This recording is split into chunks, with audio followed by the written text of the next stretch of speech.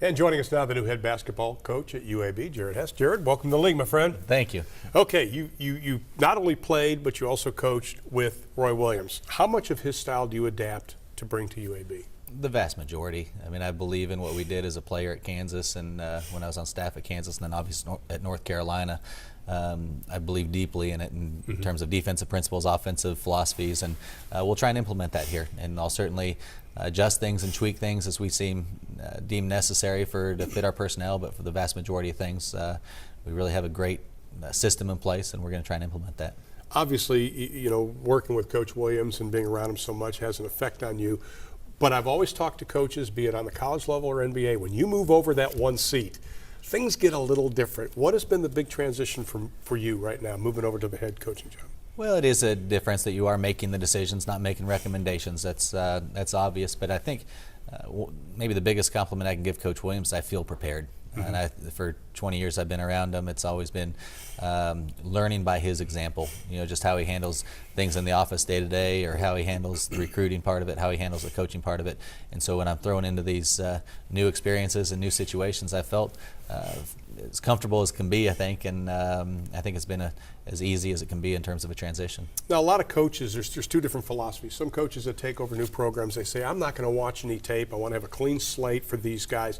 Others say, I've got to get an idea. Which side of the fence did you fall on? I really had a clean slate, and part of it is that our style of play is going to be so much different than what they did last year, and I wanted to give the guys a completely fresh start. And this was the first year we could work with the guys during the summer, so we could actually get a feel and how they're going to play in kind of the philosophy that we're talking about.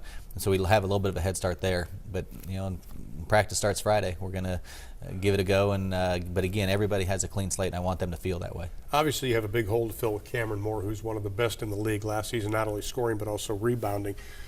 Have you pinpointed the guy that's going to take that place, or is it going to have to be by committee to make up those numbers? It's definitely by committee, and everything we do, it has to be a team mentality, a gang mentality, whether we're talking rebounding, which is going to be a big part of what we're doing, whether it's not turning the ball over, it has to be our team really focused on not turning the basketball over.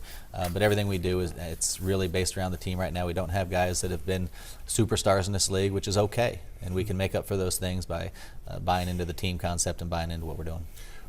You don't have a lot of underclassmen. You have I guess it's a blessing that you have a lot of upperclassmen, but getting them to buy in to what you're doing, did it start from day one, or is this going to be a process?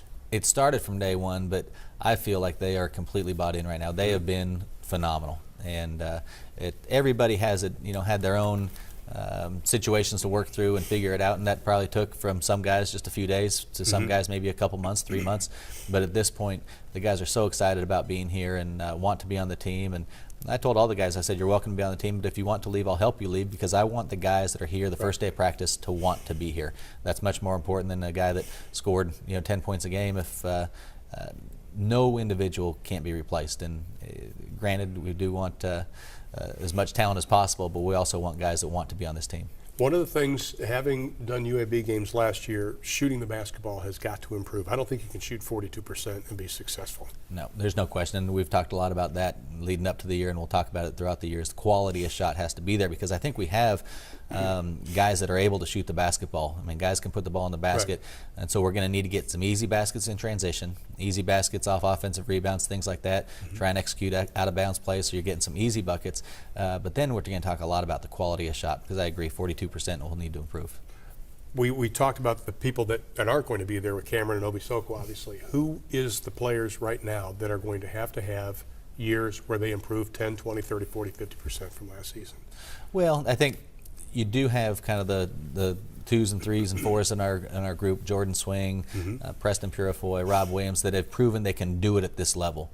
And those guys are going to need to continue to get better and improve. But we have 3 new guys that we recruited that are new, and some other guys that didn't play as many minutes last year, one redshirt, Isaiah Jones. And so we have guys that are new. And I told the guys from the start, you talk about a clean slate. It is a clean slate, and nobody is guaranteed minutes. Nobody is guaranteed anything. It's going to be what they produce and how they play once we start practice. No matter where you were, Kansas or North Carolina, the one thing that stood out about those programs I always felt there was that leader, that guy that was going to go in the locker room and not be afraid to get in people's faces. Is that inbred, or do you have to kind of point out a guy and say, you've got to be our leader? Or is it just something that naturally happens for you? Well, I think it's going to evolve. And we already talked about, we have basically 11 juniors and seniors, so we have a veteran team.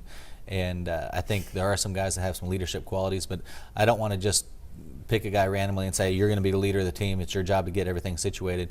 I want the guys to evolve in that situation. We will get to the point where we have some guys that have that leadership role, but I don't want to appoint anybody just because they're a senior or just because they're old.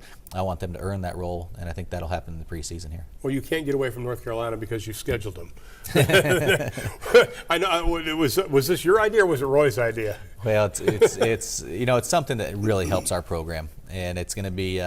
We go play at Chapel Hill a couple times. They're going to come back to Bartow Arena next year, which really can't be measured how important that'll be for our program. And so, Coach, you know, I would have gotten down and begged and pleaded, but all he said was, "Hey, let's get this done," and he was fantastic. And obviously, I have a great relationship with him, but his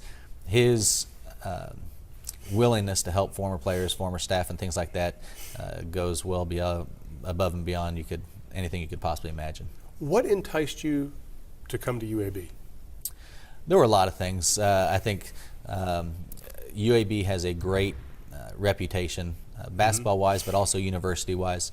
But it has a lot of the things that I think are important to be able to win. And I think that's, if you really break it down, why am I at UAB? Because I think we have a chance to win and win big. And now I think we have a recruiting base. I think we have a great athletic director. The administration gets it. They want to be to help this thing grow.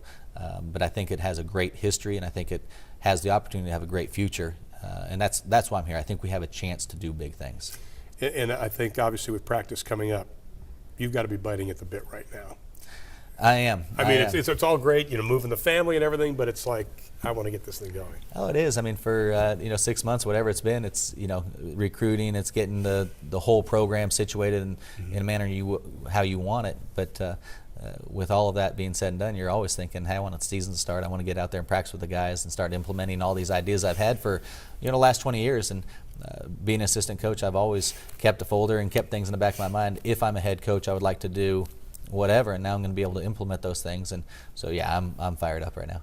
And I'll fill in the blank question. Our team has to do X to be successful this year. Rebound the basketball and not turn the basketball over. Pretty simple basketball philosophy. Yeah. I think that's important too, is to keep it simple. And we're going to do some things and have a lot of fun, but keeping it simple is a real key to what we're going to do. Welcome to the league, and congratulations on your first head coaching job. Appreciate it.